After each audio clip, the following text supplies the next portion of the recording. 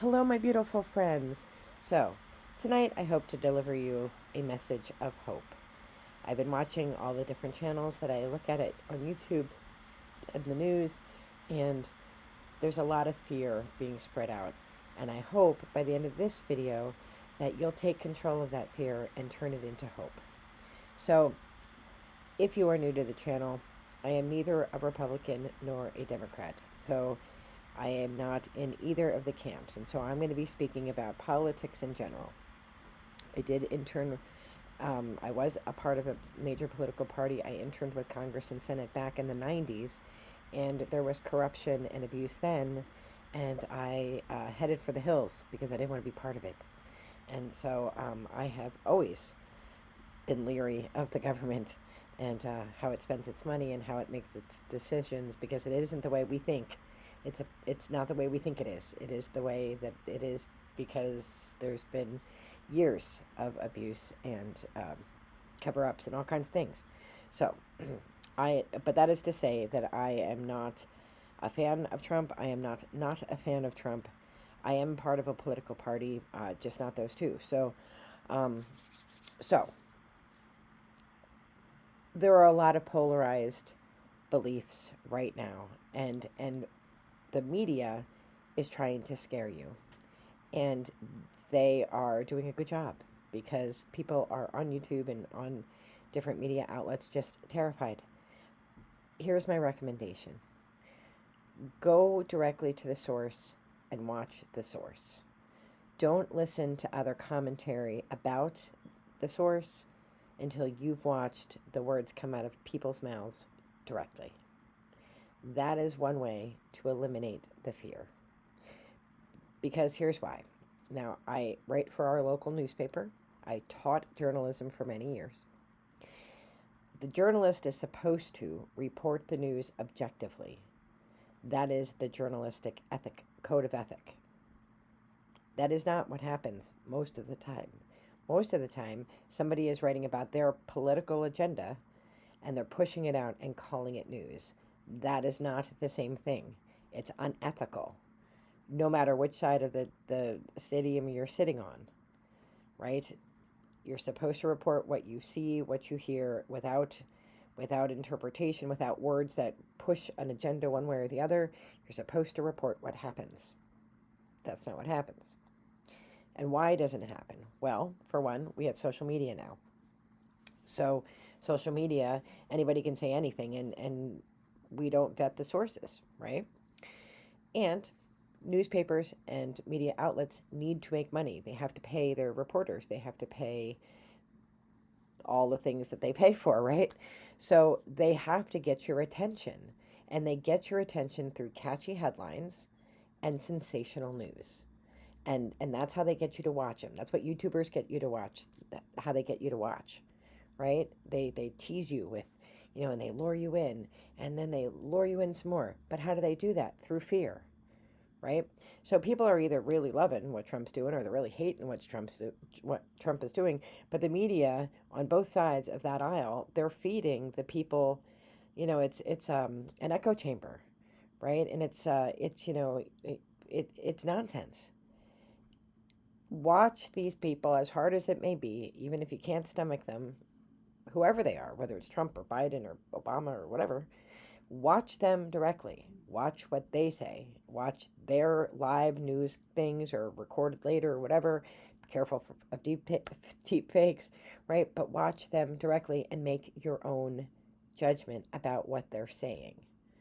Don't listen to somebody else's interpretation because they're trying to sell you something. They're trying to sell you their opinion. It's interesting. My son and I watch videos every day, and he's 23, so we watch very different videos. But he likes this fella named, I think it's Asmongold is the way you say it, and I don't know anything about him, but I watch his videos of him watching Trump, and he's a sharp guy. He's a young guy. He's a pretty sharp guy, and I like. He's not on either side either. I feel like a little aligned to that. Like he doesn't care. He looks at each issue individually and makes a decision about that issue, and he just says what he has to say, and he's very clear that it's his opinion, right? My mother loved Rush Limbaugh. She loved him, right? And whether you loved him or hate him, he was very clear that he was an entertainer and that he wasn't a journalist. And I think there's a responsibility for people who are political commentators, or to say, listen, I have an agenda. I am this, and this is the perspective I'm looking and the lens I'm using. Fine, I can disagree with you, but at least you're not pretending to be fair and unbiased, right? Or if you're out there and you're like, I'm going to comment on this because I'm going to get a ton of likes and people are going to make a lot of comments. In case you don't know how the Google algorithm works, it doesn't matter how many subscribers you have, it matters how many people comment in the comments. Some YouTubers will like say the craziest stuff because they want people to argue with them, because that's how they get revenue. This channel is not monetized, so it doesn't matter. But other channels are. So, and that's how they get their money, from Google. That's how it works, right? It's a business, and it's a livelihood for many people. Um, I I I'm fascinated by young people like Osmongold. I think I'm saying his name right, because I think he has a really good head on his shoulders when it comes to political stuff, and his commentary's been, pretty interesting. And I don't agree with everything he says, but I don't disagree with everything he says, and I think he's reasonable and rational. And then I go and watch my community, of spiritualists and pagans and witches and Christians and Jewish people and all the people that I watch, and it's like there's just this whole like fear. They're coming for the witches. Now, if you watch the channel, you know that I'm spiritual. I'm not really religious, but I am spiritual. And I've watched I've made a commitment to watch them directly, Trump and Elon and what's that guy's name, JD Vance. I watch them directly. I don't watch other stuff until I've watched whatever clip it is myself, and then I'll watch other commentary. And I have not heard them talk about coming for witches. Now, could it happen? Absolutely. It has happened over history many, many times, because history repeats itself.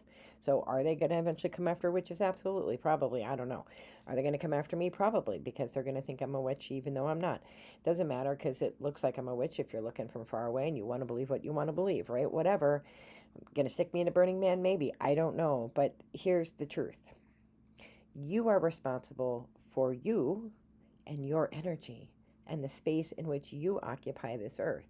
So you do good with the things that you can do, and you advocate for the things that you care about, and you become passionate about the things that mean something to you, and that's where you can make a difference. Sitting on the couch or sitting at your table and just getting so much anxiety over people who don't know your name, that that this is a hard truth. My friend always says, you should preface this with hashtag unpopular opinion. The government's job is not to make you happy. It's not the government's job. The government's job is to protect the interests of its country. And that's its financial interests, that's its military interests. That is the responsibility of the government. It isn't to make us happy. Now, we, in our Bill of Rights, say that, we are going to, we want to provide for the ability to live a life of, pursue happiness, right? Like that's in the founding documents of our country. That is true. That is true. But that's not the government's job. You have access to all the things that you need to be happy, or, and the rights that go with that. So I think we have to stop thinking that like we live in Disney America and that it's the government's job to make us happy. No, it's our government's job to make sure our country is safe, and that, we are able to, pursue life, liberty, and the pursuit of happiness. It doesn't guarantee it. And I think there's a difference there. And I think, if we can remember that the media's job is really to, you know, make money, then we will go back to what we learned in English 1 in college or in high school English. Do your own research. There's primary research and there's secondary research. Primary research is when you listen and watch for yourself. You do your own experiments, you observe, you listen, you do it yourself. You listen to, Trump's latest whatever, and then you make your own conclusions. Secondary research is when you're listening to somebody else tell you what the news is. What is their motivation? What is their agenda? What are their biases? Now, I can agree or disagree with somebody like Rush Limbaugh or Asmund Gold or Count Dankula or whoever, but they don't pretend to be fair and unbiased. They make their bias known. So make your bias known and you say, I'm this and I'm never going to like Trump. Okay.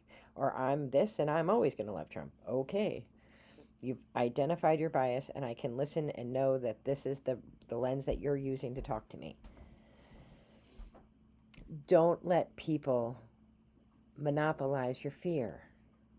Don't let people into your space of energy to take away your joy. You have the ability to cultivate your own energy. Decide what you want in it. Right? Decide how you feel about each issue and